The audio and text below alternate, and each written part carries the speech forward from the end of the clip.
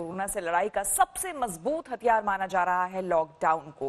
पूरे देश में 24 मार्च से लॉकडाउन जारी है। लॉकडाउन 2 में तो सख्ती और बढ़ा दी गई है, लेकिन इस लॉकडाउन के दो चेहरे हैं। एक तरफ कोटा से छात्रों को लाने के लिए सरकारें खुद लॉकडाउन की धज्जी उड़ा रही हैं, तो दूसरी तरफ 12 साल की जमालो मटकम 100 किलोमीटर तक पैदल चलने के बाद दम तोड़ देती है।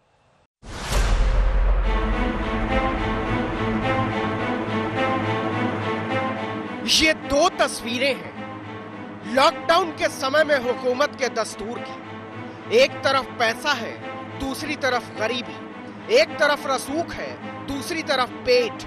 एक तरफ डाटा की जरूरत है और दूसरी तरफ रोटी की। हुकूमत को तय करना था वो किधर है, उसने तय कर लिया। हमें डाटा खाने वालों का ख्याल पहले रखना है, रोटी वाले खुद देख। कोटा को खुलने वाली बसें तो देखी ही हैं आप। योगी आदित्यनाथ के बाद शिवराज सिंह चौहान ने भी 140 बसों का काफिला लाखों की फीस चुकाकर बच्चों को डॉक्टर इंजीनियर बनाने का सपना देखने वालों के लिए ग्वालियर से कोटा रवाना किया गया है। बोर्डिंग पॉइंट 4 है और एंट्री पॉइंट है। उन पर संबंधित जो जिले हैं वो अपनी पर्याप्त व्यवस्था है, वहाँ पर अरेंजमेंट जो भी बच्चों के लिए आने पर करके रखे हुए हैं। हम पहले दूसरी कहानी दिखाते हैं। हालांकि सरकारें गरीबी को, भूख को, बेकारी को, आंसू को, दर्द को, तड़प और विवशताओं को कहानी मानना बंद कर चुकी है। 12 साल की जमालो मटकम एक आदिवासी बच्ची है नहीं थी, वो मर गई।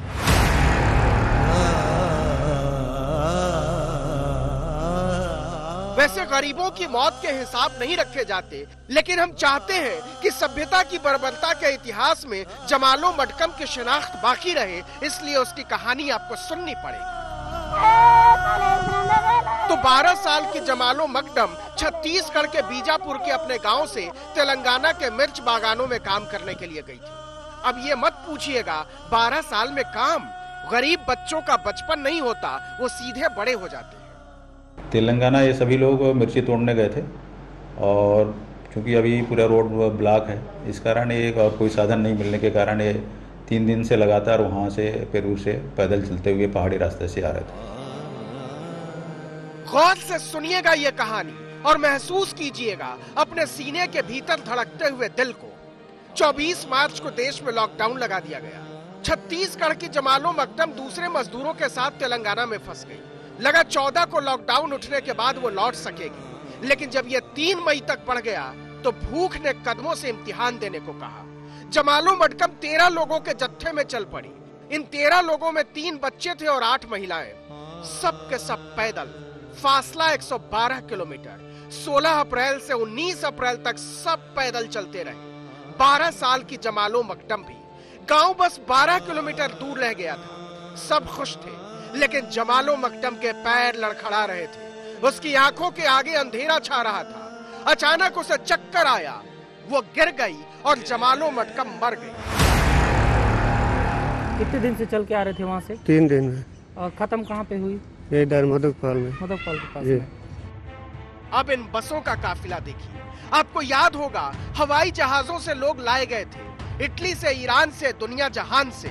सरकारें आज भी संजीदा हैं, लेकिन केवल अमीरों के लिए। जमालो मटकम जैसे गरीब आदिवासी बच्चों के हिस्से में तो भूख है, गरीबी है और आखिर में मौत है। ये 5 दिन का समय दिया गया प्लेन को, हवाई जहाज से यात्रा कर सकते हैं कोई व्यक्ति, रेलगाड़ी का भी कहा गया, तो क्या कारण था कि लॉकडाउन 4 घंटे की नोटिस में कर दिया गया, तो जो प्लेन और ट्रेन में नहीं जा पाए वो कैसे जाते हैं?